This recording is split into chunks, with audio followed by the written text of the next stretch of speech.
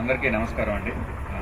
ముఖ్యంగా ఇటువంటి ఒక గొప్ప కార్యక్రమాన్ని శ్రీకారం చుట్టిన జ్యోతిర్మయ గారికి హిందూ సమాజం అంతా కృతజ్ఞతలు తెలియజేయాల్సిన అవసరం ఉంది. అలాగే వేదికను అలంకరించిన మిగిలిన పెద్దలకి, ఇక్కడికి విచ్చేసిన అందరికి కూడా కృతజ్ఞతలు. ఏదైనా ఒక సమస్యకి పరిష్కారం లభించాలి అంటే దానికి ముందు జరగాల్సింది ఇటువంటిది ఒక సమస్య ఉంది అని ఆ సమస్య వల్ల నష్టపోతున్న వ్యక్తులకి తెలియటం. మన సమస్య ఏంటంటే హిందువుల్లో చాలామందికి మనకున్న సమస్యలు ఫలానా అని కూడా తెలియదు. చాలామందికి హిందూ దేవాలయాలు మాత్రమే ప్రభుత్వ అధీనంలో ఉంటాయన్న విషయం తెలియదు. రెండోది, దీనివల్ల నష్టం అని కూడా తెలియదు. రెండూ తెలియదు, ఏమీ తెలియకుండా అలా బతికేస్తున్నాం అంతే. కాబట్టి ఏంటంటే మనం ముందు చేయాల్సింది ఏంటంటే కేవలం హిందూ దేవాలయాలు మాత్రమే ప్రభుత్వ అధీనంలో ఉంటున్నాయన్న విషయం సాటి హిందువులకి తెలియచేయటం ఇది పెద్ద పని కాదు.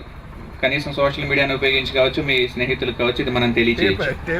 రెండోది, దీనివల్ల ఎటువంటి నష్టాలు జరుగుతున్నాయి అనేది తెలియచేయటం. ప్రస్తుతం ఎటువంటి నష్టాలు జరుగుతున్నాయి, ఇంతకుముందు ఏం జరిగింది, భవిష్యత్తులో ఏం జరగడానికి అవకాశం ఉంది. అయితే చాలా విషయాలు మీతో వాళ్ళందరూ ప్రస్తావిస్తున్నారు. సో నేను ముఖ్యంగా దీన్ని ఒక చారిత్రక కోణంలోనే విశ్లేషించడానికి ప్రయత్నిస్తాను. ముందేంటంటే అసలుకి ప్రభుత్వ అధీనంలో ఉండడం వల్ల మనకు వచ్చే నష్టం ఏంటి? ఇప్పుడు ప్రతి మతం అనండి, ధర్మం అనండి, ఏదైనా అనండి, దానికి ప్రచారం అవసరం. అది మనకి నచ్చవచ్చు నచ్చకపోవచ్చు, కానీ మతానికైనా ధర్మానికైనా దేనికైనా ప్రచారం అవసరం. ఆ ప్రచారానికి డబ్బు అవసరం. ఆ డబ్బు రావటానికి ఒక వ్యవస్థ ఉండాలి. ప్రతి మతానికి అటువంటిది ఒక వ్యవస్థ ఉంటుంది. మన హిందూ ధర్మానికి సంబంధించి దేవాలయాలు అటువంటి వ్యవస్థ. అంటే మహారాజులు కావచ్చు, సామాన్యుడు కావచ్చు, ఎవరైనా సరే దేవాలయాలకి ఎకరాల కొద్దీ స్థలాలు ఎందుకు ఇచ్చారు? వజ్రాలు, వైఢూర్యాలు, బంగారాలు ఇవన్నీ ఎందుకు ఇచ్చారు? కోట్ల రూపాయల సంపదను ఎందుకు ఇచ్చారు? పద్మనాభ స్వామి దేవాలయంలో ఎన్నో వందల వేల లక్ష కోట్ల ఎంతో సంపద ఉందంటున్నారు. తిరుపతి బాలాజీ ఆలయానికి 1,00,000 కోట్లు అంటున్నారు. ఇట్లా ఎందుకు ఇచ్చారు? వాళ్ళందరికీ ఏమన్నా ఆ మాత్రం అవగాహన లేకనే ఇచ్చారా? అలాగే మనం కూడా సామాన్యులం కూడా దేవాలయానికి వెళ్తే ఎంతో కొంత 5, 10, 100, 1000 అయ్యకుండా రాం. ఎందుకు చేస్తున్నాం ఇదంతా? ఒక వ్యవస్థని నిర్మించారు. దేనికి? దీన్ని ముందు తరాలకి తీసుకెళ్ళటానికి, దేవాలయానికి అన్న దాన్ని కేంద్రంగా చేసుకొని ఆ వ్యాప్తిని చేయడానికి దీన్ని ఒక కేంద్రంగా సృష్టించారు మన పెద్దవాళ్ళు. ఇప్పుడు ఏమైపోయింది? ప్రభుత్వం ఎప్పుడైతే దీన్ని తమ అధీనంలోకి తీసేసుకుందో, అంటే మన ధర్మాన్ని వ్యాప్తి చేయడానికి ఉన్న ఏకైక మార్గాన్ని మన ధర్మానికి వ్యతిరేకుల చేతుల్లోకి వెళ్ళిపోయింది. అంటే ఎట్లుందంటే, అంటే కొంచెం ఇది ఎగ్జాగరేటెడ్ ఎగ్జాంపుల్ అనొచ్చేమో, ఇండియన్ ఆర్మీ పాకిస్తాన్ వాడి చేతిలో వెళ్ళిపోయింది అనుకోండి, ఎట్లుంటుంది? ఇది అట్లుందనమాట. ప్రస్తుత పరిస్థితి అలా ఉంది. సో ఇప్పుడు ఏంటంటే 2 రకాల కార్యక్రమాలు చేస్తాయి దేవాలయాల మీద. 2 రకాలుగా దాడులు జరుగుతున్నాయి. ఒకటేంటంటే ఆర్థిక వనరుల్ని నాశనం చేసేయటం. రెండోది అక్కడ సంప్రదాయాల్ని పాడు చేయటం. అంటే ఎలా చేస్తున్నారంటే, ఇప్పుడు ఆర్థిక వనరులు అనుకోండి, కొన్ని ఉదాహరణలు చెప్తాను చూడండి మీకు. ఇప్పుడు అంటే దానికంటే ముందు ఒక విషయం చెప్తాను. ముఖ్యంగా అసలు దేవాలయాలను మాత్రమే ప్రభుత్వాలు ఎందుకు అధీనంలోకి తీసుకుంటున్నాయి అనేది మొదటి ప్రశ్న. వీళ్ళు చెప్పే కారణం ఏంటంటే అవినీతి అంటున్నారు. పోనీ ఫర్ నౌ ఆర్గ్యుమెంట్ సేకు అది నిజమే అనుకుందాం, అవినీతి జరుగుతుంది అనుకుందాం. ఎందుకంటే దేవాలయాల్లోకి వచ్చినంత మాత్రంలోనే అసలు అవినీతి లేదు అనటం తప్పదు. దేవాలయాల్లో కూడా అవినీతి జరుగుతుంది. కాకపోతే ఏదో దేవుడు కాబట్టి కొంచెం తక్కువ జరుగుతుందని అనుకోవచ్చు. దేవాలయాల్లో నిస్సందేహంగా అవినీతి జరుగుతుంది, జరిగింది, ముందు కూడా జరుగుతుంది. అది ఎవరు నిర్వహించినా సరే. అయితే ఆ సమస్యకి పరిష్కారం ప్రభుత్వమా? అవినీతి అనే సమస్యకి ప్రభుత్వం పరిష్కారం అనుకోవడం అంటే దానికన్నా హాస్యాస్పదం ఏదైనా ఉందా? ప్రభుత్వంలో ఏ ఒక్క శాఖ అయినా సరే అవినీతి లేకుండా ఉందా? ప్రభుత్వం అంటేనే పీకల్లోతు అవినీతిలో కూరుకుపోయి ఉంటుంది. ఏదో అక్కడక్కడ ఎగ్జామ్షన్స్ కొంతమంది వ్యక్తులు నిజాయితీ పనులు ఉంటే వాళ్ళు అవినీతి చేయకపోవచ్చులే, కానీ ప్రతి ప్రభుత్వ శాఖలో కూడా అవినీతి పూర్తిగా వేళ్ళూనికిపోయింది. అటువంటిది వాళ్ళ దగ్గర ఉన్న అవినీతిని పరిష్కరించుకోవడం వాళ్ళకి చేత కాదు, కానీ దేవాలయాల్లోకి వచ్చి అవినీతి పరిష్కరిస్తారంటే నమ్మేంత విరలు ఎవరు ఉన్నారా? కొన్ని ఉదాహరణలు చెప్తాను మీకు. ఆంధ్రప్రదేశ్కి సంబంధించి దేవాదాయ శాఖకి సంబంధించిన భూములు దాదాపుగా 70,000 ఎకరాలు రికార్డెడ్గా అన్యాక్రాంతం అయిపోయాయి. రికార్డెడ్గా కబ్జాకు గురయ్యాయి. తెలంగాణ సంగతి అయితే నాకు తెలియదులే, కానీ ఆంధ్రప్రదేశ్ మాత్రం 70,000 ఎకరాలు. తమిళనాడులో కేవలం గత 20 సంవత్సరాల్లో 50,000 ఎకరాలు కనబడకుండా పోయినాయి. అంటే సంవత్సరానికి 2,500 ఎకరాల చొప్పున తినేశారు. అంటే దాదాపుగా రోజుకి ఒక 4-5 ఎకరాలు తినేస్తున్నారు అనమాట. అంటే ఒక 7-8 ఎకరాలు తినేస్తున్నారు రోజుకి. మాయమైపోయినట్టు వాటి రికార్డ్స్ కూడా లేవు. కేరళలో 30,000 ఎకరాలు, ఒరిస్సాలో ఒక 30,000 ఎకరాలు, కర్ణాటకది అదే పరిస్థితి, ఎక్కడ చూడండి అదే పరిస్థితి. కర్ణాటకలో అయితే దేవాలయాల ఆదాయాన్ని చర్చిలు కట్టించడానికి, మదర్సాలకి, హజ్ సబ్సిడీలకి ఉపయోగిస్తున్నారు కర్ణాటకలో. ఒక ఉదాహరణ చెప్తాను మీకు. తమిళనాడులో కపాలేశ్వర ఆలయం అని చెప్పి తమిళనాడులో ఒక దేవాలయం ఉంది. వాళ్ళకి ఏంటంటే కమర్షియల్ ప్రాపర్టీ, అంటే ఒక నగరంలో ఉన్న ప్రాపర్టీస్ అనమాట, భూములు ఉన్నాయి. ఒక 300 ఎన్నో భూములు ఉన్నాయన్నమాట. ఒక్కొక్క దానికి నెలకి అద్దెకిస్తే వాటి మీద సంవత్సరానికి ఆదాయం మార్కెట్ విలువ ప్రకారం 140 కోట్లు రావాలి. సంవత్సరానికి 140 కోట్లు రావాలి. ఈ గొప్ప ప్రభుత్వ నిర్వహించే దేవాదాయ శాఖ వాళ్ళు తీసుకొస్తున్న ఆదాయం 30,000-40,000 సంవత్సరానికి. కేవలం కపాలేశ్వర ఆలయానికి సంబంధించిన ఈ 300 భూముల్లో మాత్రమే సంవత్సరానికి 140 కోట్లు తినేస్తున్నారు. అంటే దేవాదాయ శాఖ 70 కోట్లు, ఆ అద్దెకి తీసుకున్న 70 కోట్లు, ఇద్దరు కొని పంచుకొని తినేస్తున్నారు. కాక తమిళనాడుకు సంబంధించి ఒక 5,000-6,000 రకరకాల కమర్షియల్ ప్రాపర్టీస్, బిల్డింగ్స్ లాంటివి ఉన్నాయి. ఒక 3 లక్షల 4 లక్షల ఎకరాల స్థలం ఉంది. ఇట్లా బోల్డ్ అంత ఆస్తుంది అనమాట. మార్కెట్ విలువ ప్రకారం ప్రస్తుతానికి దానికి తక్కువలో తక్కువ వేసుకున్నా సరే సంవత్సరానికి 5,000-8,000 కోట్ల రూపాయల ఆదాయం రావాలి. 5,000-8,000 కోట్ల రూపాయల ఆదాయం. ఈ ఆదాయాన్ని కలెక్ట్ చేయడానికి దేవాదాయ శాఖ అనే ఒక శాఖను పెట్టి దాని నుంచి కొంతమంది మనుషులు వచ్చి వాళ్ళు దీన్ని నిర్వహిస్తారు. నిర్వహించి వీళ్ళు చేసేది ఏంటంటే సంవత్సరానికి 87 కోట్ల నష్టం చూపిస్తున్నారు. 80 కోట్ల 90 కోట్ల నష్టం చూపిస్తున్నారు. 5-6 వేల కోట్ల ఆదాయం రావాల్సిన ఆస్తులు తమ దగ్గర పెట్టుకొని దాని మీద అంటే వాటిని వసూలు చేయడానికి వీళ్ళు చేస్తున్న ఖర్చు వచ్చిన ఆదాయం కంటే 90 కోట్లు ఎక్కువ ఉంది. ఆ 90 కోట్లు మళ్ళీ హుండీ ఆదాయం నుంచి తీసుకుంటున్నారు. ఆ ఆస్తులు మొత్తం అసలు మాకేమవుతురా బాబు, ఉత్తికి ఇచ్చేసినా సరే మనకు 90 కోట్లు మిగులుతాయి సంవత్సరానికి. ఇది దేవాదాయ శాఖ యొక్క పనితీరు. మరి ఇవి ఇన్ని రోజుల నుంచి ఎందుకు బయటికి రాలేదో, మరి ఎందుకు మరి హిందువుల్లో చైతన్యం రావట్లేదో, మరి ఇప్పటికీ ఎందుకు అదే జనాలకు ఓట్లేస్తున్నారో ఆ దేవుడికే తెలియాలి. ఇప్పుడు ఒక్కసారి చారిత్రక కోణంలో చూద్దాం. ఒక 2000 సంవత్సరాలకి ముందు, అంటే క్రైస్తవం అనే ఒక మతం ప్రపంచంలోకి రాకముందు ప్రపంచంలో దాదాపు అన్ని చోట్ల హిందూ ధర్మాన్ని పోలిన మతాలే ఉన్నాయి. అంటే వాళ్ళు కూడా విష్ణువునే పూజించారా, శివుడినే పూజించారా అంటే నాకు తెలియదు. ఇంకా దానికి సంబంధించి ఆధారాలు కనీసం నేనైతే చూడలేదు. కొంతమంది అటువంటి క్లెయిమ్ చేస్తారు, నేను చూడలేదు కాబట్టి నేను చెప్పలేను. కానీ వాళ్ళ విశ్వాసాలు కావచ్చు, వాళ్ళ నమ్మకాలు కావచ్చు, వాళ్ళ విధానాలు కావచ్చు, సంప్రదాయాలు కావచ్చు, వాటికి హిందూ ధర్మంతో చాలా దగ్గర పోలికలు ఉన్నాయి. కనీసం రోమన్ సామ్రాజ్యానికి సంబంధించి నేను కొంచెం లోతైన పరిశోధన చేశాను కాబట్టి దాని గురించి ఎక్కువ మాట్లాడదలుచుకున్నాను. వాళ్ళకి మనకి ఏంటంటే పోలికలను చూస్తే వాళ్ళు కూడా బహుదేవతారాధకులు, అంటే ఎంతోమంది దేవుళ్ళని పూజించేవాళ్ళు. మీకు ఇస్లాం కానీ క్రైస్తవాన్ని కానీ ఒకటే దేవుడు, ఏకేశ్వర ఆరాధన, లేకపోతే వాట్ ఎవర్ మోనోథియిస్టిక్ రిలీజియన్స్ అంటాం, ఒకటే దేవుడు అంటారు వాళ్ళు. మనం ఆ ఉన్న ఒకే దేవుడిని రకరకాలుగా వివిధ రూపాల్లో పూజించడం అనే పద్ధతి మనకుంది, అలాగే వాళ్ళకు కూడా ఉంది. అలాగే ఇంతమంది దేవుళ్ళు ఉన్నా సరే ఉన్నది ఒకే పరమాత్మ అన్న భావం ఉంది. అలాగే పునర్జన్మని నమ్మేవాళ్ళు వాళ్ళు. అప్పుడు కాదండి, ఈ రోజు కూడా ఐరోపాలో, అమెరికాలో పునర్జన్మని చాలా మెజారిటీ ఆఫ్ ది పీపుల్ ఈ రోజు కూడా నమ్ముతున్నారు. 2000 సంవత్సరాల నుంచి వాళ్ళ మతం మార్చేసినా సరే ఈ మధ్యన జరిగిన ఒక స్టడీ ప్రకారం ఏంటంటే ఐరోపాలో 30% మంది, అమెరికాలో 25% మంది ఈ రోజు కూడా పునర్జన్మని నమ్ముతున్నారు. అలాగే దేవుణ్ణి లేదా దైవత్వాన్ని స్త్రీ రూపంలో ఆరాధించడం అనేది కూడా కేవలం హిందూ ధర్మానికి మాత్రమే పరిమితం. ఇది కూడా రోమన్ సామ్రాజ్యంలో ఉండేది. అలాగే గ్రామ దేవతలు, కులదేవతలు, నగర దేవతలు, ఇష్టదేవత ఆరాధన, అంటే మనకి గ్రామాల్లో రకరకాల దేవతలు ఉంటారు, లేకపోతే ఒక్కొక్క కులానికి ఒక్కొక్క దేవత, ఇటువంటి ఒక వ్యవస్థ ఉండేది. అలాగే ఒక్కొక్క కార్యక్రమానికి ఒక్కొక్క దేవత, అంటే నాకు చదువు రావాలంటే సరస్వతీదేవి, ఏ విఘ్నాలు రాకుండా పని కావాలంటే విఘ్నేశ్వరుడు, ఇటువంటి పద్ధతి రోమన్ సామ్రాజ్యంలో కూడా ఉండేది. అలాగే విగ్రహారాధన మాత్రమే కాకుండా కేవలం వాళ్ళు బొమ్మను పెట్టి పూజించడం కాకుండా ఆ విగ్రహంలో ఒక శక్తిని కేంద్రీకృతం చేసి, ఇది దేవాలయం అంటే ఏదో కేవలం వచ్చి మనం ఏదో భజన చేసుకోవడమో లేకపోతే భజన చేసుకునే కేంద్రం కాదు, ఇది ఒక శక్తి కేంద్రం. ఇక్కడ ఉన్నది కేవలం ఒక రాయో లేకపోతే ఇంకొక మెట్లో కాదు, దీనిలో దైవశక్తి ఉంది అని. అంటే మన దగ్గర ఎలాగైతే విగ్రహ ప్రతిష్ఠ అనే ఒక పద్ధతి ఉందో అటువంటిగా ఒక పద్ధతి రోమన్ సామ్రాజ్యంలో కూడా ఉండేది. అలాగే ఎన్నో మంది దేవుళ్ళని వాళ్ళు పూజించేవాళ్ళు, కానీ ఎక్కడ మత మార్పిడి అనే దరిద్రం 2000 సంవత్సరాల క్రితం ప్రపంచానికి తెలియదు. ఎవరికి ఎవరు ఇష్టం అయితే వాళ్ళని పూజించేవాళ్ళు. ఒకటే ఇంట్లో, మా ఇంట్లో నేను నాకు రాముడు ఇష్టం, మా ఆవిడికి హనుమంతుడు ఇష్టం, నా కొడుక్కి శివుడు ఇష్టం, మా నాన్నగారికి ఏమో అయ్యప్ప ఇష్టం, మా అమ్మగారికి ఏమో విష్ణుమూర్తి ఇష్టం. ఇటువంటి స్వేచ్ఛ ప్రపంచంలో ఇంకెక్కడా లేదు. 2000 సంవత్సరాల క్రితం అందరికీ ఉండేది ఇటువంటి స్వేచ్ఛ. ఎవరిని మతం మార్చుకునే వాళ్ళు కాదు. పైగా ఇది తప్ప ఒప్ప పక్కన పెడతాం, దట్స్ డిఫరెంట్ క్వశ్చన్. కొత్త దేవుళ్ళు కూడా వచ్చేవాళ్ళు. అంటే ఉదాహరణకి ఒక 70-80 సంవత్సరాల క్రితం లేని సాయిబాబా అనే ఒక సాధువు అనే ఒక గురువుగా కొంతమంది భావిస్తే, దేవుడిగా కొంతమంది భావించి ఈ రోజున ఆయన మనం ఆరాధిస్తున్నాం. చాలామంది, కొంతమంది వ్యతిరేకిస్తారు, కొంతమంది ఆరాధిస్తారు. కానీ అటువంటి ఫ్లెక్సిబిలిటీ మనకుంది. ఎక్కడా కూడా సాయిబాబాను ఆరాధించే వాళ్ళని ఎవరు వ్యతిరేకించట్లే.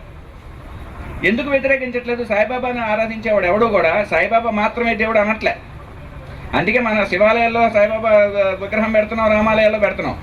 కానీ ఇదే విధంగా రోమన్ సామ్రాజ్యంలో కూడా వేరే ఇతర దేవతలు, కొత్త దేవతలు వచ్చి పూజించడం జరిగేది.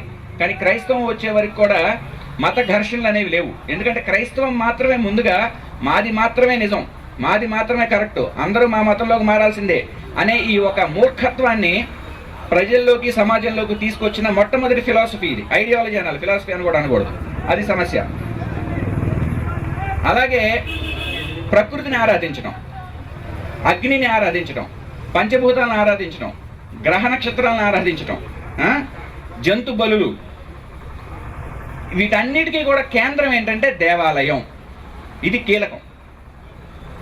ప్రపంచంలో ప్రతి ఒక్కరికి 2000 సంవత్సరాల క్రితం ప్రతి ధర్మానికి, మతం అనండి, ధర్మం అనండి, ఏమన్నానండి మీరు, కీలకం దేవాలయం. అందుకే దాడి కూడా మొదటి నుంచి దేవాలయాల మీదే జరుగుతూ వచ్చింది.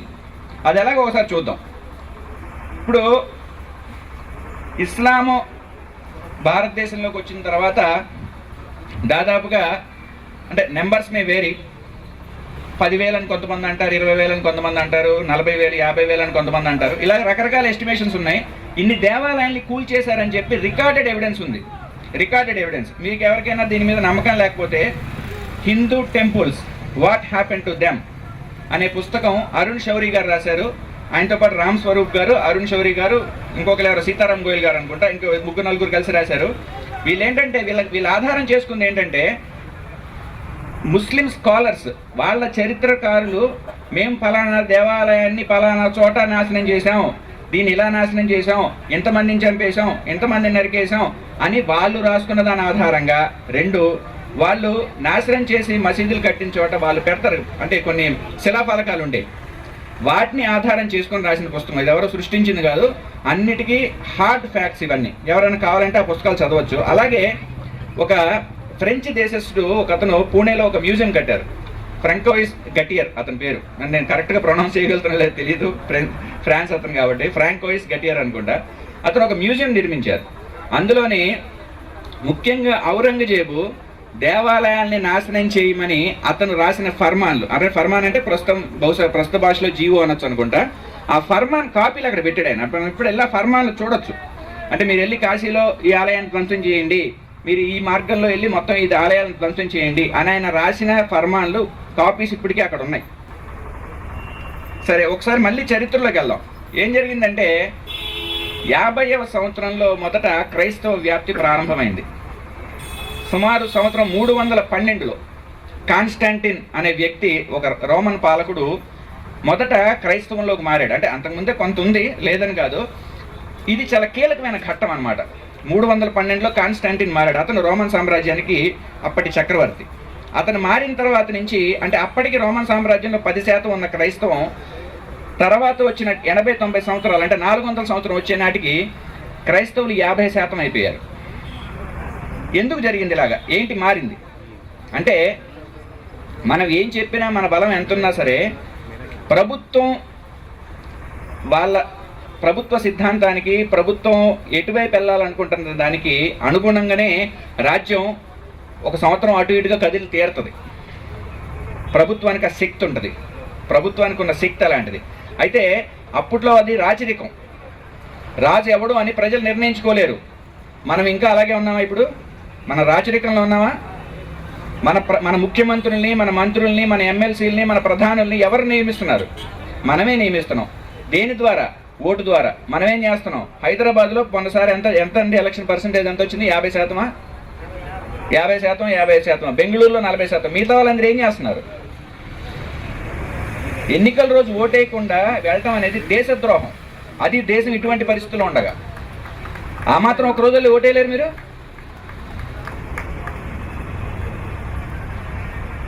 అయితే ఇంకొన్ని పుస్తకాలు కూడా చెప్తున్నా, ఎవరైనా కొంచెం లోతుగా దీని మీద పరిశోధన చేయాలనుకునే వాళ్ళు. బార్ట్ ఎర్మన్ అని చెప్పి ఒక వ్యక్తి ఉన్నాడు. అతను ఏంటంటే నార్త్ క్యారోలినాలోని విశ్వవిద్యాలయంలో ప్రస్తుతం ఒక ప్రొఫెసర్గా పనిచేస్తున్నాడు. ప్రస్తుతం క్రైస్తవాన్ని చారిత్రక అలాగే సైద్ధాంతిక కోణంలో విమర్శించే పండితులలో ఈయన అగ్రగణ్యుడు అని చెప్పచ్చు. అతని పేరు బార్ట్ ఎర్మన్. అయితే ఐరోపాలో లేకపోతే అమెరికాలో మెజారిటీ క్రిస్టియన్స్ ఉంటారు. అంటే ఐరోపాలో ప్రస్తుతం 50 నుంచి 60% మంది క్రైస్తవులు ఉంటే అమెరికాలో ఒక 70-75% మంది క్రైస్తవులు ఉన్నారు. అక్కడ క్రైస్తవాన్ని విమర్శించడం అనేది చాలా సర్వసాధారణంగా క్రైస్తవాన్ని విమర్శిస్తారు వాళ్ళు. చారిత్రక కోణంలో, సైద్ధాంతిక కోణంలో చాలామంది ప్రొఫెసర్స్ ఉంటారు అక్కడ. అంటే ఇది అంటే నేర్చుకుంటారు కొంతమంది. దీనికి కొన్ని కోర్సులు ఉంటాయి. అంటే క్రైస్తవాన్ని విమర్శించడం అనేది ఆక్స్ఫర్డ్ యూనివర్సిటీలోనో, లేకపోతే హార్వర్డ్ యూనివర్సిటీలోనో, లేకపోతే నార్త్ క్యారోలినా యూనివర్సిటీలోనో, యూనివర్సిటీ ఆఫ్ కాలిఫోర్నియాలోనో ఇలాంటి చోట్లకి వెళ్ళి మనము చదువుకోవచ్చు. దానికి సంబంధించి ప్రొఫెసర్స్ ఉంటారు, బోల్డ్ అంత రీసెర్చ్ ఉంటుంది. కానీ మన దగ్గర అసలు మాట్లాడడానికి కూడా భయపడాల్సిన పరిస్థితి. అది కాక ఇంకొక అతను ఏంటంటే రామ్సే మెక్మల్లన్. అంటే ఇది నేనేం చెప్తున్నానంటే కేవలం రోమన్ సామ్రాజ్యం క్రైస్తవం అన్న సంబంధం మీద, మిగతా విషయాల మీద చాలా పుస్తకాలు ఉన్నాయి. రామ్సే మెక్మల్లన్ అనే వ్యక్తి ఏంటంటే ఏల్ విశ్వవిద్యాలయానికి సంబంధించిన చారిత్ర పరిశోధకులు ప్రొఫెసర్. ఇతను రిటైర్ అయిపోయినట్టున్నారు, చాలా పెద్ద ఆయన ఇతను. అలాగే ఇంకెవరికైనా నేను చెప్తున్న విషయాలు ఎవరికైనా ఏమైనా అనుమానాలు ఉన్నాయి, మనకు ఆధారాలు కావాలండి. నేను మాట్లాడే ప్రతి దానికి ఆధారం ఉంది. అదన్నీ అప్పుడు నేను ఆధారాలు చెప్పలేను. వడియాల రంజిత్ ఫేస్బుక్ పేజ్ నాది. దానికి ఎవరైనా నాకు మెసేజ్ పెట్టండి, మీకు కావాల్సిన ప్రతి ఆధారాన్ని నేను ఇస్తాను. ఎవ్రీథింగ్, ప్రతి దానికి ఆధారం ఉంది. ఇందులో ఏది మనం సృష్టిస్తుంది కాదు. అయితే ముందుగా మీకు చెప్పినట్టు 312లో కాన్స్టాంటిన్ ఎప్పుడైతే మతం మారాడో, రాజ్యంలో మత వ్యాప్తికి రాజకీయాన్ని అడ్డంగా పెట్టుకోవటం అనేది అప్పుడు బాగా మొదలైంది. అంతకుముందు కూడా కొన్ని 2-3 ఉదాహరణలు ఉన్నాయండి, మరి అంత డీప్గా వెళ్ళట్లే. కానీ కాన్స్టాంటిన్తో బాగా మొదలైంది. మొదట ఏం చేశాడు కాన్స్టాంటిన్, అంటే స్లోగా అనమాట. అంటే ఇప్పుడు ఎలాగంటే ఒక చిన్న ఉదాహరణ చెప్తుంది చూడండి. ఒక బాండీ తీసుకోండి, లేకపోతే ఏదైనా ఒక పాత్ర తీసుకుని అలా నీళ్ళు పోసి ఒక కప్పనేయండి, బతుకున్న కప్పని. నీళ్ళలో కప్ప చచ్చిపోతుందిగా, బతుకుంటుందిగా. కింద చిన్న వేడి పెట్టండి, అలా వేడవుతుంటుంది. లేకపోతే వేడవుతున్న కొద్ది చిన్నగా వేడవుద్ది కదా. చివరికి ఏమైపోతుంది అంటే కప్ప దాని నుంచి బయటికి రాగలిగే సామర్థ్యం ఉండి కూడా అందులోనే ఉడికి చచ్చిపోద్ది. మీరు డైరెక్ట్ వేడి నీళ్ళలో వేయండి, కప్ప వెంటనే బయటికి దూకేస్తుంది. స్లో పాయిజన్ అంటారు చూసారా, అదనమాట. అంటే ఒకేసారి దాన్ని తీసుకెళ్ళి వేడి నీళ్ళు వేస్తే తప్పని బయటికి పారిపోద్ది. ఇదేం చేస్తారు, చిన్నగా వేడవుతే కొంచెం వేడి కదా అలాగ ఉంటుంది అనమాట. చివరికి ఒళ్ళంతా కలిసి చచ్చిపోద్ది. హిందువుల పరిస్థితి అది. అప్పుడు ఒక నిర్ణయం తీసుకుంటున్నారు. మనం ఏదో ఆ టైంలో కొద్దిగా ఆవేశపెడతాం, 2 రోజుల తర్వాత చల్లారిపోద్ది, మళ్ళీ 4 రోజుల నుంచి మళ్ళీ మామూలే. అంటే హ్యూమన్ సైకాలజీలో ఉన్న ఒక బలహీనతని ఆధారం చేసుకుని మనల్ని నెమ్మదిగా నాశనం చేస్తున్నారు. నెమ్మదిగా, కంగారు ఏం లేదు. ఇంకొక 500 సంవత్సరాలు నాశనం అయిపోయినట్టే. మన జనరేషన్ ఏం జరగట్లేదు కానీ మనకు అనిపిస్తుంది.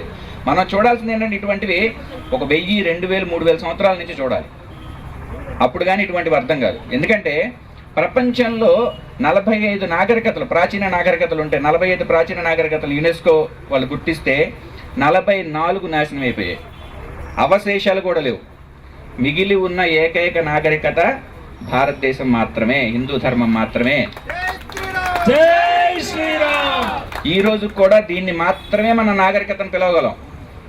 ఎందుకంటే ఈ ఒక్క నాగరికతలకు మాత్రమే నువ్వు బ్రతుకు సుఖంగా, వాడిని కూడా సుఖంగా బతకని. వాడిని ఇలా బతకాలనుకోక ఆడు బతుకుతాడు, నీ బతుకు నువ్వు బతుకు అని చెప్పేది ఒక్క హిందూ ధర్మం, హిందూ సంస్కృతి మాత్రమే. మిగతా వాళ్ళందరూ ఏం చెప్తారంటే బతకడం అంటే ఇట్లే, నువ్వు కూడా నాలా బతకాల్సిందే, లేకపోతే నేను చంపేస్తా. దీన్ని నాగరికత అని అసలు అనగలవా? నాగరికత అంటే టై కట్టుకొని లేకపోతే కోటేసుకుంటే కాదు. నాగరికత అనేది వాడి యొక్క స్వభావాన్ని బట్టి ఉంటుంది. పక్కవాడిని ఎలా మనం డీల్ చేస్తున్నాం, పక్కవాడిని మనం ఏ విధంగా గౌరవిస్తున్నాం దాని మీద నాగరికత ఆధారపడి ఉంటుంది. కాబట్టి ఈ భూమి మీద మిగిలి ఉన్న ఏకైక బలమైన నాగరికత ఏదైనా ఉందంటే భారతదేశంలో ఉన్న హిందూ ధర్మం, హిందూ ధర్మానికి సంబంధించిన నాగరికత మాత్రమే. ఇంకా అంటే కొంచెం ఎగ్జాగరేట్ చేసి మాట్లాడదలిస్తే మనకి ప్రపంచంలో మిగతా వాళ్ళకి నాగరికతను నేర్పించాల్సిన బాధ్యత ఉంది. లేకపోతే మిగతా వాళ్ళందరూ మాలాగే బతకాలి అని దరిద్రపు ఐడియాలజీ ఏదైతే ఉందో ప్రపంచాన్ని సర్వనాశనం చేసేస్తుంది. మీకు ఒక ఉదాహరణ చెప్తాను చూడండి. దక్షిణ అమెరికా ఖండంలో దక్షిణ అమెరికా ఖండం, ఉత్తర అమెరికా ఖండంలో అమెరికా ఉన్న కెనడా రెండు వేరు దేశాలు. దక్షిణ అమెరికా ఖండం అంటే మీకు బ్రెజిల్, అర్జెంటీనా, పెరు, కోస్టారికా ఇటువంటి దేశాలు ఉంటాయి అన్నమాట. దీన్ని ఏంటంటే స్పెయిన్ ఆక్రమించి మొత్తం క్యాథలిక్స్గా మార్చేసింది. అక్కడ అందరూ క్యాథలిక్సే ఉంటారు ఎక్కువ శాతం. తర్వాత ప్రొటెస్టెంటిజం అంటే క్యాథలిసిజం అంటే క్రైస్తవంలో ఒక శాఖ, ప్రొటెస్టెంటిజం అంటే ఇంకొక శాఖ. అక్కడ 2016లో ప్యూ అనే ఒక సంస్థ, అంటే ఇది క్రైస్తవ సానుభూతి సంస్థ, వాళ్ళు ఒక రీసెర్చ్ చేస్తే వాళ్ళు ఏమడిగారంటే క్యాథలిక్ని ప్రొటెస్టాంట్ని మీరు క్రైస్తవులుగా భావిస్తున్నారా? 40% మంది కాదు, మేము భావించట్లేదని చెప్పారు. అదే ప్రశ్న ప్రొటెస్టాంట్ని అడిగారు, మీరు క్యాథలిక్ని క్రైస్తవులుగా భావిస్తున్నారా అంటే ప్రొటెస్టాంట్లు కూడా 40% మంది వాళ్ళు క్రైస్తవులుగా భావించట్లేదని చెప్తున్నారు. వాళ్ళ దృష్టిలో క్రైస్తవులు కాదు అంటే దాని అర్థం ఏంటంటే చచ్చిపోయిన తర్వాత వీళ్ళందరూ కోట్ల సంవత్సరాలు నరకంలో పడి వస్తారని. మనం ఒకటే ఇంట్లో ఒక్కొక్కరు ఒక్కొక్క దేవుడిని సీజన్ ప్రకారం దేవుని కూడా పూజిస్తాం. మనం అయ్యప్ప స్వామి మాల వేసుకుంటే అయ్యప్ప స్వామి అంటాం, తర్వాత తిరుపతి వెళ్తే గోవింద అంటాం, ఇంకో చోటుకి వెళ్తే ఇంకోటి అంటాం. ఒకటే మనిషి కూడా ఒక సంవత్సరంలో నలుగురు ఐదుని పూజిస్తాం. ఎవడు పూజా మందిరం తెలిసినా 20 విగ్రహాలు ఉంటాయి. ఈ డైవర్సిటీకి ఒకటే దేవుణ్ణి పూజించి ఒకటే పుస్తకాన్ని తీసుకొని అయినా కూడా వీడు అసలు క్రైస్తవుడు కాదు, వీడు ముస్లిం కాదు, వీడు నరకానికి పోతాడు అనే ఐడియాలజీకి దీనికి ఏమైనా సంబంధం ఉందా? కాబట్టి అలాగని వాళ్ళందరినీ మతం మార్చాలని నేను అనట్లేదు. ఇప్పుడు యూరోప్లో ఎలాగైతే క్రైస్తవం రిఫార్మ్ జరిగిందో, అంటే ఏమవుతుందంటే క్రైస్తవంలో ఉన్న ఈ మూఢనమ్మకాలన్నీ పోయి స్లోగా వాళ్ళు నాగరికత వైపు వస్తున్నారు. అంటే ఇప్పుడు యోగా చేయడం కావచ్చు, లేకపోతే వాళ్ళు పరమత సహనాన్ని నేర్చుకోవడం కావచ్చు. అంటే పరమత గౌరవానికి కొంచెం దూరంలో ఉన్నారు, కనీసం పరమతాన్ని సహిస్తున్నారు. ఇటువంటి స్టేజ్కి వచ్చారు. ఇది మిగతా ప్రాంతాలకు కూడా వ్యాప్తి చేయాల్సిన అవసరం ఉంది. మళ్ళీ ఒకసారి చరిత్రకి వెళ్ళి చూస్తే ఈ కాన్స్టాంటిన్ అనే వ్యక్తి ఏం చేశారంటే అతను ఉన్న కాలంలోనే కొన్ని చట్టాలు తీసుకొచ్చి మెల్లగా నియంత్రించడం మొదలుపెట్టాడు మిగిలిన స్థానిక మతాలని. మొదట చేసింది ఏంటంటే ఒక 5-6 దేవాలయాలను అతను కూల్చేసి చర్చిలుగా మార్చాడు. ఇది ఎక్కడ రాసింది? అతని గురువు అతను ఉన్నాడు, అతని పేరు యుసేబియస్. అతను లైఫ్ ఆఫ్ కాన్స్టాంటిన్ అనే పుస్తకం రాసి దానిలో ఈ 5 దేవాలయాలను కూల్చేసిన విషయాన్ని అతనే రాశాడు. ఇది తర్వాత కాలంలో కూడా మెల్లగా కొనసాగి కొన్ని వందల సంవత్సరాల పాటు కొనసాగి చివరికి వచ్చేటప్పటికి రోమన్ సామ్రాజ్యం అంతా పూర్తిగా క్రైస్తవంలోకి మారిపోయింది. అయితే రోమన్ సామ్రాజ్యానికి ఇంక వీళ్ళు విధించిన ఇంకో కొన్ని ఇవి కూడా చెప్తాను. జంతు బలులను నిషేధించారు మెల్లగా అనమాట. తర్వాత అక్కడ జ్యోతిష్యం లాంటివి ఏవో శాస్త్రాలు ఉండే, వాటిని నిషేధించారు. చివరికి ఏమైపోయిందంటే దేవాలయాలు పూర్తిగా మూసేశారు.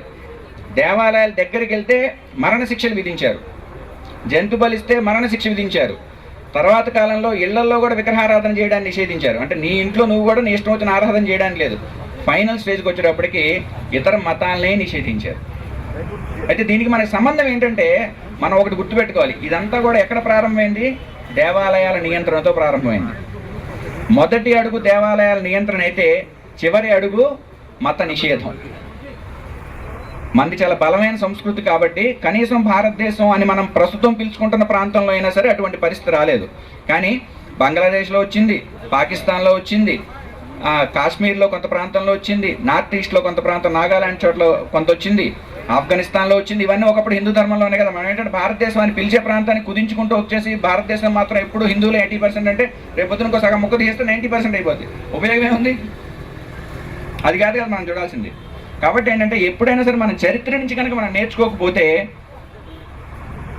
పతనం అనేది తప్పనిసరి. మన వ్యూ కనీసం కొన్ని వందల సంవత్సరాలు ఉండాలి. మనలాగా ఇంతకుముందు ఎవరున్నారు, వాళ్ళకి ఏం జరిగింది, మనం దాని నుంచి ఎటువంటి జాగ్రత్తలు తీసుకోవాలి, ఇటువంటి మనం చూసుకోవాలి. దీనిలో అన్నిటికంటే ముఖ్యం ఆర్థిక బలం. ఆ ఆర్థిక బలం మనకి దేవాలయం నుంచి వస్తుంది. అంటే దేవాలయం వల్ల ఉపయోగం కేవలం ఆర్థిక బలం అని నేను అనట్లేదు, కానీ ఒక కోణం నేను చెప్తున్నాను. దేవాలయాలు మన నియంత్రణలో లేవు. ఈరోజు బహుశా ఒక ప్రభుత్వం వచ్చింది, ఆ ప్రభుత్వం చాలా బాగా చేసింది. అదే ప్రభుత్వం రేపు ఉంటుందని నమ్మకం ఏంటి? ఆ ప్రభుత్వానికి రేపు ఇదే బుద్ధి ఉంటుందని నమ్మకం ఏంటి? మన చేతిలో ఉండడం కరెక్టా, లేకపోతే ఎవరో చేతిలో పెట్టి వీడు మంచోడైతే బాగుంటుంది దండం పెట్టుకోవడం కరెక్టా? సరే, చివరి అంశం ఒకటి చెప్పి నేను దీన్ని ముగిస్తాను. ఆర్థిక నష్టం ఒకటే కాకుండా దీనిలో ఇంకొకటి జరుగుతుంది ఏంటంటే సంప్రదాయ విచ్చితి ఏ విధంగా జరుగుతుంది? ఇందాక చాలా మంచి స్లోగన్ చెప్తున్నారు, అంటే వంశపారంపర్య అర్చకత్వాన్ని పునరుద్ధరించాలి లేకపోతే బలపరచాలని. అది చాలా చాలా ముఖ్యం. ఎందుకంటే దేవాలయాలకి 2 రకాల బలాలను ఇచ్చారండి. ఒకటేంటంటే అంటే కొన్ని స్థలాలు ఇవ్వడం ద్వారా, ల్యాండ్ ఇవ్వడం ద్వారా ఆర్థికంగా ఎప్పటికీ సమస్య లేకుండా ఒక అట్లీస్ట్ కొంతవరకు ఒక స్టెబిలిటీ కల్పించారు. రెండోది ఏంటంటే ఆలయాల్లో జరగాల్సిన కార్యక్రమాలు ఆర్థిక బలం ఉన్నా లేకపోయినా పరిస్థితులు ఎటొచ్చినా సరే ప్రతి ఆలయానికి కనీసం పెద్ద పెద్ద ఆలయాలకి ఒక్కొక్క పని ఒక్కొక్క కుటుంబానికి అప్పచెప్పారు. ఆ కుటుంబం ఏమనుకుంది, వాళ్ళ జీతం కోసం పనిచేయలే.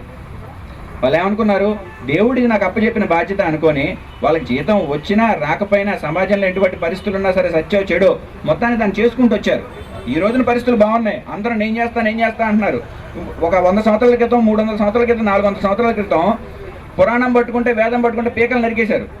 ఇప్పుడు వెళ్ళి చేస్తారు వీళ్ళందరూ. అప్పుడు ఎవరు చేశారు? వాళ్ళు ఎందుకు చేశారు? వాళ్ళు అది నా బాధ్యత, బ్రాహ్మణ వర్గం నా బాధ్యత అనుకుంది కాబట్టి చేశారు. అటువంటి ఒక గొప్ప వ్యవస్థని నువ్వు ఊరికే తీసేస్తానంటే నీ దగ్గర ఉన్న ఆల్టర్నేటివ్ ఏది? అంటే ఈ రోజు నిలబడచ్చు, ఒక 50 సంవత్సరాలు నిలబడచ్చు, 100 సంవత్సరాలు నిలబడచ్చు, 500 సంవత్సరాల తర్వాత, 1000 సంవత్సరాల తర్వాత నిలబడద్దు. నువ్వు గ్యారంటీ ఇవ్వగలవా? 2-3 వేల సంవత్సరాల నుంచి వస్తాను ఒక వ్యవస్థని నువ్వు తీసేయడం అనేది అది చాలా, అంటే చిన్న చిన్న సంస్కరణలు చేయొచ్చు, కానీ నువ్వు పూర్తిగా తీసేసి ఈ రోజు నీకు ఒక వెసులుబాటు ఉంది కాబట్టి ఇంకోటి చేసేస్తా అంటే రేపు పొద్దున పరిస్థితులు బాగోపోతే మొత్తం వ్యవస్థ కుప్పకూలిపోద్ది. దీనివల్ల ఏం చేస్తున్నారు, పురోహిత వర్గాన్ని మీద విపరీతమైన దాడి. అంటే సిటీలో ఉన్న వాళ్ళు తెలియపోవచ్చు, కానీ చాలా చోట్ల దేవాదాయ శాఖలో ఉన్న ఆలయాల్లో జీతాలు 100, 200, 500, 1000 వీటివి జీతాల. మా ఇంట్లో పని మనిషికి 1500 ఇస్తాం మేము. హైదరాబాద్ వాళ్ళు ఇంకెక్కువ ఇస్తారు నాకు తెలిసి. ఏ బంజారా హిల్స్ లాంటి చోట్ల అయితే పని మనిషికి 2000, 3000 ఇస్తున్నారు, 5000. అది గంట పని చేస్తే. పురోహితుడికి 1000 రూపాయలు జీతమా? ఎట్లా బతకాలి ఆయన? ఆయన కొడుకుని ఆయన పౌరోహిత్యంలోకి తీసుకొస్తాడా? ఇన్ని కబుర్లు చెప్పేవాడు ఎవడైనా పౌరోహిత్యం చేస్తాడా? లక్షల రూపాయలు వచ్చే ఉద్యోగం వదిలేసుకుని ఎవరు చేస్తారండి పౌరోహిత్యం? నేను ఎందుకు చేస్తాను? నేను చేయను. వాళ్ళు చేస్తున్నారు, చేసేవాళ్ళు చేయనియాలా? 1000 రూపాయలు జీతం ఇస్తే ఎట్లా చేస్తారు?